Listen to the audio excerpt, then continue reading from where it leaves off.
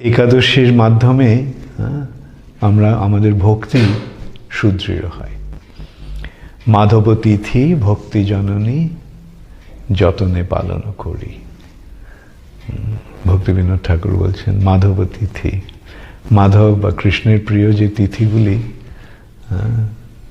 তার মধ্যে একাদশী একটা প্রধান তিথি। একাদশী, জন্মাষ্টমী, গৌর পূর্ণিমা, রাধাষ্টমী, এগুলো এই তিথিগুলি নিষ্ঠা সহকারে পালন করে, মানে এই তিথিগুলিতে বিশেষভাবে কৃষ্ণ ভক্তি পরায়ণ হয়ে থাকতে হবে। তোমরা সকলে ভালোভাবে এই পথে অগ্রসর হও। আর প্রভুপাদ একাদশী পালনে অতটা দেননি, কঠোরতা প্রথমে প্রদান করেননি, কিন্তু আমাদের আস্তে আস্তে চেষ্টা করতে হবে। আমরা প্রভুপাদ বলেছেন ঠিক আছে অন্ন না খেলেই হবে, কিন্তু অন্ন না খাওয়াটা একাদশী পালন ঠিক নয়।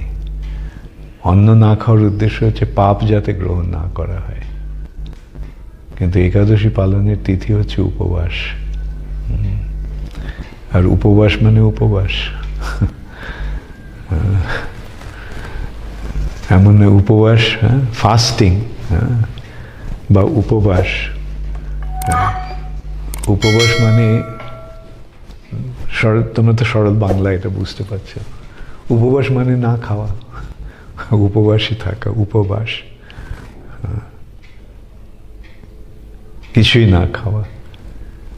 আর যারা পারবে না তারা ওই একটু অনুকল্প। কিন্তু আমাদের এখন কি হয়ে দাঁড়িয়েছে, ইস্কনে একাদশীর দিন ফিস্ট হয়। একাদশী মানে হচ্ছে গ্রেন ছাড়া ফিস্ট, চাল ডাল আটা ময়দা ছাড়া ফিস্ট। তো ঠিক আছে, ভক্তি জীবনে আমরা ভগবানের কৃপা লাভের প্রয়াসী, তবুও যখন শাস্ত্রে বলা হচ্ছে এই তিথিগুলি পালন করার জন্য, যথাসাধ্য চেষ্টা করতে হবে পালন করার জন্য। আমরা একসময় পালন করতাম একাদশী, পুরো নির্জলা,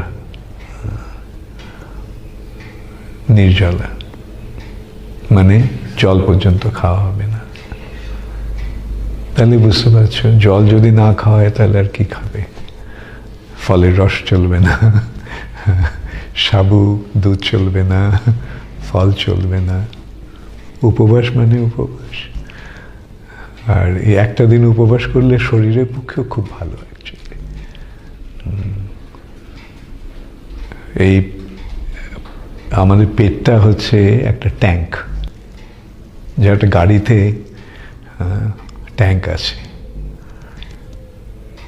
তো তার ট্যাঙ্কের যে ক্ষমতা, তার থেকে যদি বেশি তেল ঢালা হয় তাহলে কি হবে? তেলগুলো উপরে পড়ে যাবে। তা আমাদের বেলায় সেটা তা হয় না।